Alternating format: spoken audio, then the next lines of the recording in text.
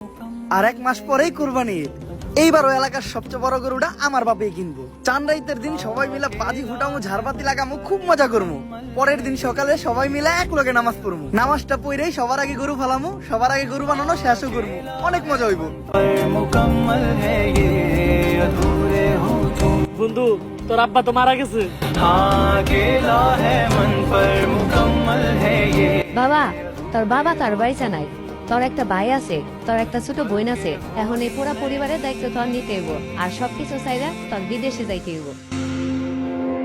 झूठ की जमीन पर फरेब के ये सारे घर इनमें रहने वाले तुमको सफेद दिल पत्थर হ্যাঁ মা, আমি ঠিক মতো আইসা পৌঁছেছি।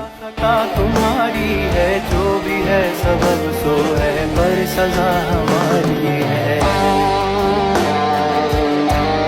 হ্যালো মা, টাকা পাঠাই দিছি মা। তুমি সবাই রে ঈদের কেনাকাটা করে দিও। আর একদিন পরেই তো ঈদ, কোরবানির গরুটা কিনে নিও। বাবা উঠ বাবা, ঈদের নামাজ পড়তে যাবি না? তাড়াতাড়ি লো, ঈদের নামাজটা পড়ে রাখি, তারপর 2 বাপ পুতে মিলা কুরবানির গরুটা ফালাই। হ বাহ, চলো তাড়াতাড়ি ঈদের নামাজটা পড়ে আহি, তারপরে দুইজনে মিলে একসাথে কুরবানির গরুটা ফালামু।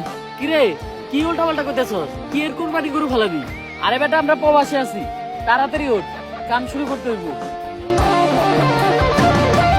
जिसको जो भी मिलता है दे सबक नहीं मिलता।